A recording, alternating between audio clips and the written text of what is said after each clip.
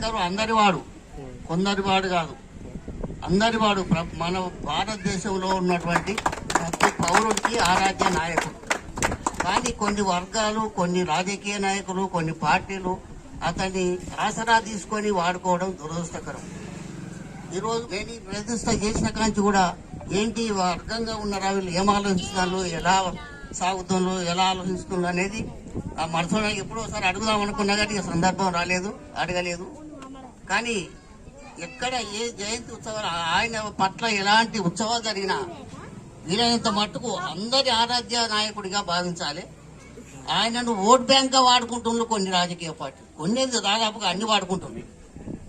అది పెద్ద దురదృష్టమైనటువంటి దాన్ని పరిగణిస్తున్నా. అతనికి మనం ఎన్ని చేసినా తక్కువే.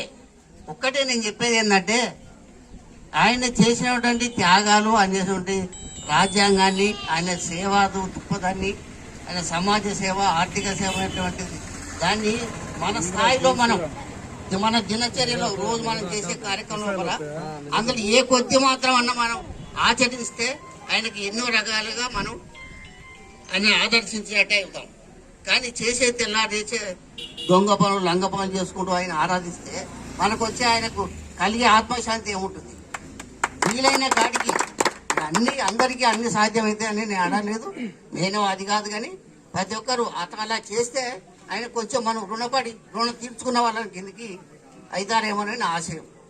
అందుకొరకై ఈ కంచి నెక్స్ట్ ఎప్పుడైనా కానీ ఆయన ఉత్సవాలకు కానీ, ఆయన ప్రతిష్టాపనకు కానీ, ఆయన కమిటీ కానీ, ఏదైనా సమావేశాలకు కానీ మీరు అందరినీ ఆహ్వానించండి. మీ రోజు కాదు, మేమోటి కాదు, ఆయనోటి కాదు, ఈనోటి కాదు. అది చాలా తప్పని నేను భావిస్తున్నా. మీరు నన్ను అన్యదా భావించకండి.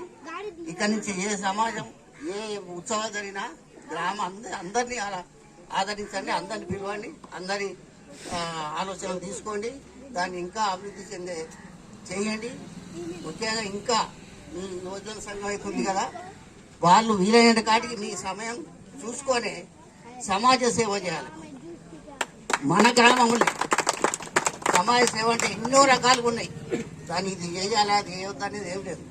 పక్క మనిషికి ఏదో ఉపయోగపడే కార్యక్రమాలు మన ఇంటి పక్కని కానీ, మన ఊరికి కానీ, మన వాడకు కానీ అలాంటి సమాజ సేవలు మీరు ఎంచుకొని మీకు వీలైనప్పుడు ఇటువంటి ఉత్సవాలు అప్పుడు చేసి అది ఆదర్శంగా ఉంటుంది. ఆయనకు మనకు కొంచెం ఆత్మశాంతి ఇచ్చినట్టు అవుతుందని నేను భావిస్తున్నాను. ఈ అవకాశం ఇచ్చిన పెద్దలందరికీ కృతజ్ఞతలు.